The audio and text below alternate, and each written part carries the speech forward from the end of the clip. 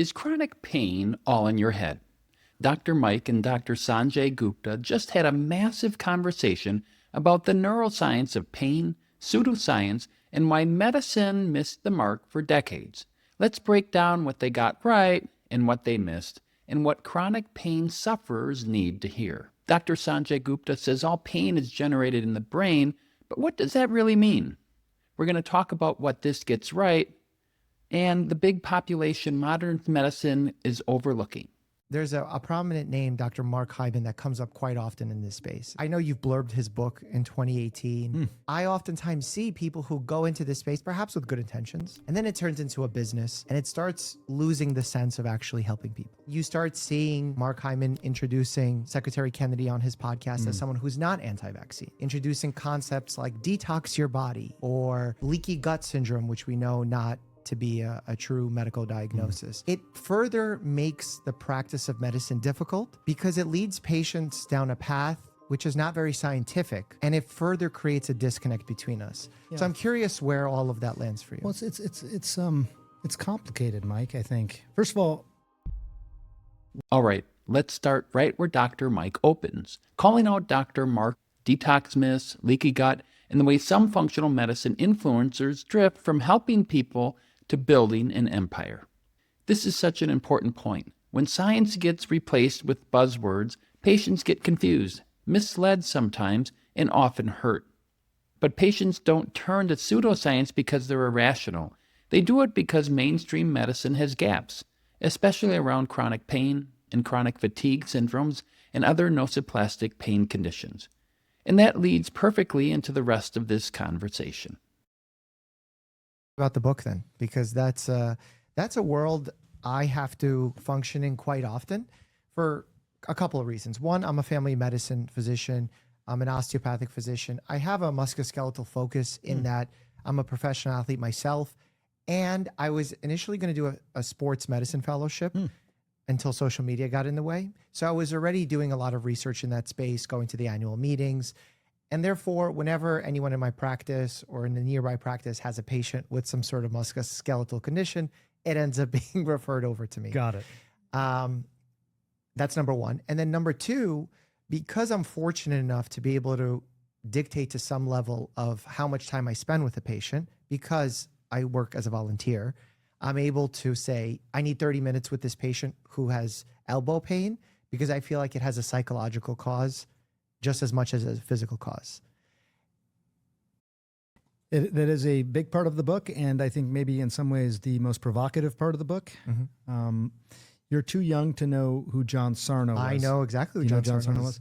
You're too young for that. I've read multiple books. The Divided Mind is a common bibliotherapy that I recommend to patients. So. Okay, so in some ways we have a YouTube video on John Sarno's Do you? work. Okay, I'm gonna find this. We all stand on the shoulders of other people, right? And it's interesting. I don't know if you ever read his obituary in the New York Times, but I'm not going to get it exactly right. But basically, the gist of it was that half the country thought he was a prophet, and half the country thought he was a pariah.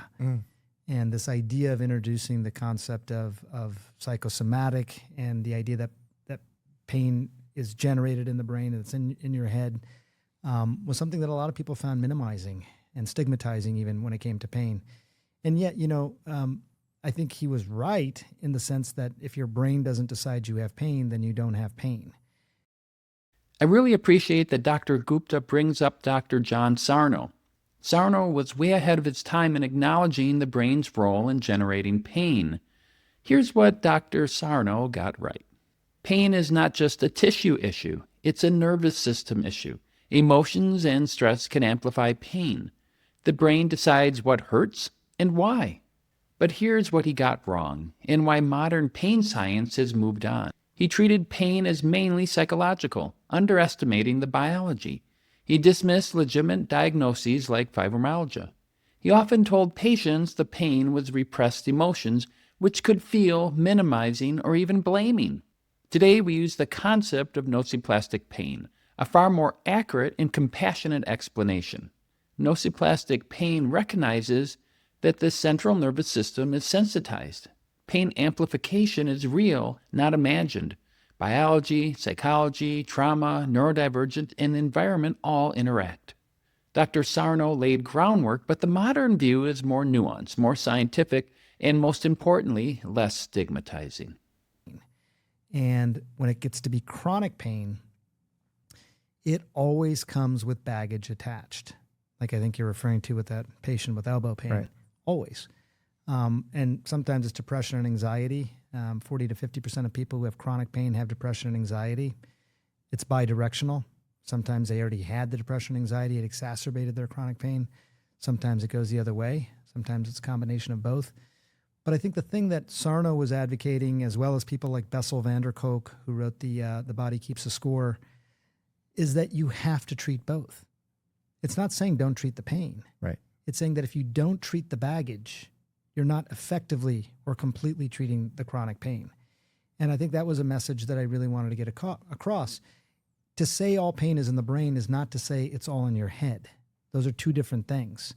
But I think this idea that we can start to have this deeper conversation about what exactly is driving chronic pain, which affects 50 million people in the United States fast. When Dr. Gupta starts listing the baggage that comes with chronic pain, depression, anxiety, he's right. But here's the giant gap. He never mentions ADHD, autism, or neurodivergence. This is one of the biggest blind spots in medicine. What does research show? ADHD and autism dramatically increase the risk of chronic pain. Neurodivergent nervous systems are more excitable and more sensitive. Emotional dysregulation and sensory amplification worsen pain. Masking and chronic stress contribute to nervous system overload. Many of the patients labeled as anxious, somatic, or overly sensitive are actually undiagnosed neurodivergent adults or children.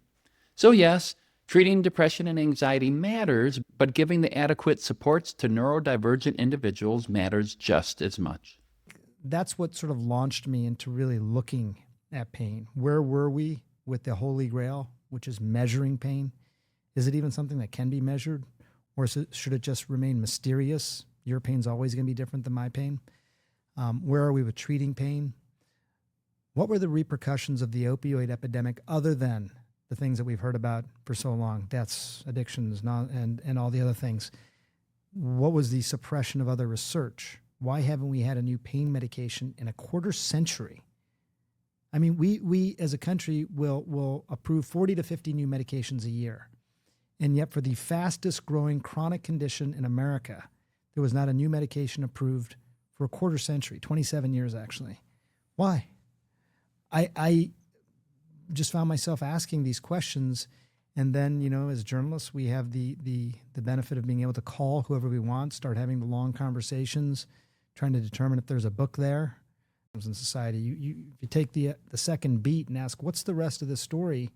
What didn't we learn because of, you know, opioids? I think that's one of them. By the way, the suzetrigine story, are you familiar with this? Nope. Let me just tell you real quick, because I think you'll find this fascinating. These researchers essentially were told of this circus performer in Karachi, Pakistan. Wow. 14-year-old kid. And he could do these crazy things like put sharp things through his appendages and walk on hot coals and all this sort of stuff. And there was two fascinating things about him beyond the obvious. One is that when he walked on hot coals, he felt that they were coals and he felt that they were hot. He just didn't feel pain, which was very different than other hot coal walkers who were just essentially insensate or numb to it. They didn't feel anything. Mm-hmm. First fascinating thing. The second fascinating thing was other members of his family also had the same thing. So were you like a spinal thalamic tract? What's happening here? This is Dr. Gupta's story about the Pakistani performer who feels heat but not pain is fascinating, and it led to the development of suzetrigine, a drug targeting sodium channels. But here's the key point viewers need to understand. This new medication is for acute pain, like post-surgical pain. It is not a treatment for chronic nociplastic pain, and that distinction matters. Century. Mm-hmm. I was not practicing as a physician in the era where opioids were booming. By the time I went into practice, even as a resident, we already had judicial use recommended strategies in place from a pain contract, these mitigation strategies, because we realized we overdid it. Was there a time during your practice where you experienced drug reps coming to you and saying, not addictive, totally good, treat pain like it's the fifth vital sign, overdo it? Because that's kind of what's out in the ether, but I'm curious if it ever hit home for you. Me personally, I did not experience it, although I knew it was happening and I read a lot about it at the time.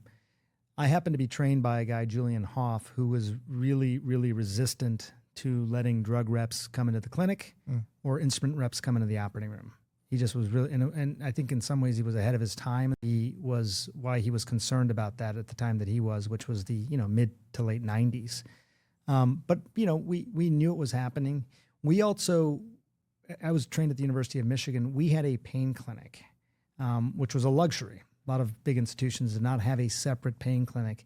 So with somebody who came to us for a neurosurgical evaluation, but was found to not have an operative problem, we did have a place to have those patients follow up with their care, as opposed to just saying, you know what, I can't just send the guy home. He's in pain. Let me give opioids. Right. We had people who were very judicious about this, and they were using things like nerve blocks and other sorts of things to try and combat pain beyond the obvious.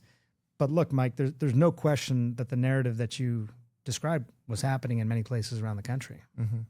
They talk about the opioid epidemic. Let me jump into my own experience. I lived through the OxyContin boom in the late 90s to early 2000s.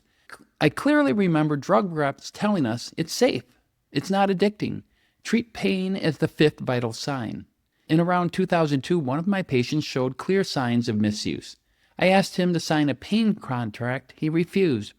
Right then I said to myself, this OxyContin is addictive. I don't care what the drug reps say. I'm done prescribing it. However, I did not stop caring for people with chronic pain. That was never an option. It just meant I had to learn new models, better science, and more holistic frameworks. Yeah, it's quite scary. And interestingly, how it shifted. Back then, perhaps there was overuse of opioids. Now, maybe less now, but especially during my training, there was an over prescription of surgeries, especially spinal surgeries, with not great evidence behind them. Now I'm seeing pain clinics, interventional pain clinics pop up on every corner, where the way that they describe it, because I have some friends that work in this industry, as they're printing money.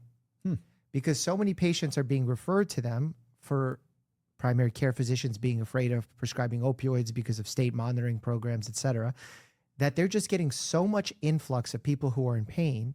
They can do procedures all day long. Nerve blocks and things. Nerve blocks, epidurals, et cetera. And they can just procedure all day long. And I see it being overdone. And that's why I'm excited about your book, because you're giving people an alternative that so many people don't trust yet. When Dr. Mike mentions unnecessary spinal surgeries and the explosion of interventional pain clinics, he's absolutely right. Chronic pain clinics today can become pain procedure factories. Epidurals, nerve blocks, ablations all day long.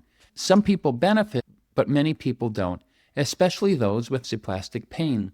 That's because injecting or burning on the peripheral nervous system doesn't attack the central nervous system sensitivity of nociplastic pain syndromes. Yeah, well, thank you for saying that. I think I really did want to get that across, also with the recognition that there are modalities which, even things like ketamine, even things like virtual reality, where, if you've grown up in a world where opioids were the thing, anything less than that seems like, hey, man, you're not giving me what I really need. Yeah. Why are you judging me? Yeah. You think it's in my head? That whole thing. Virtual reality, really? Like, what's that going to do for me? Nerve block? Just give me the pill. I think some of what I talk about are not new modalities. They're existing modalities that are sort of getting a resurgence because of all this. But people want the data. And there is now good data behind many of these things. Even things like meditation. I mean, I'm a neurosurgeon. That's how I was trained. The idea of meditation, I don't know if I'd use the word antithetical, but certainly if I brought that up in clinic, It was laughed at. yeah, people would be like, come on. But even I'm sure in academic institutions 30 years ago, if you were to say, hey, meditation could be valuable, they say, Respond, how much pain you'll actually have from that. It's a complicated scenario. and the brain can even make pain.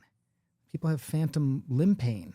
Right. It's wild to me. The limb doesn't even exist. Pain medications can cause pain. And pain medications can cause pain because they suppress your body's own opioid system. So all of a sudden, you don't have your nice reserve of opioids to rush to the rescue when you have a pain episode, because those outside opioids have suppressed your body says, hey, I don't need to make opioids anymore. I'm getting it happily from these pills. So then all of a sudden, you may start to have more pain. And if you stop the opioids, that pain may be exacerbated even more, which leads to the addiction. Yeah, it's very interesting. Within your book, you talk about work that is in the alternative space. People oftentimes in evidence-based world look down upon things like acupuncture, for example. And I find acupuncture so interesting for a few reasons. When Dr. Gupta discusses meditation, acupuncture, virtual reality, and other alternative tools, it highlights something important. People with chronic pain are not gullible, they're desperate. When mainstream medicine says your scans are normal, nothing's wrong, patients look elsewhere. On this channel, I take the time to break down evidence-informed treatments so people can understand their symptoms better and avoid falling into predatory or pseudoscientific traps. And of course, always discuss your symptoms, diagnoses, and treatment decisions with your own physician. At the end of the day, chronic pain is not just physical, it's not just psychological, it's not just trauma, it's not just the brain, it's a whole person experience, one deeply affected by neurodivergence, biology, life events, stress, and environment. Dr. Gupta's book moves the conversation in the right direction, but we can go further with the modern science of nociplastic pain, neurodivergence, and lifestyle medicine. If you live with chronic pain, you deserve to be believed, understood, and supported by evidence, not buzzwords, and not dismissed.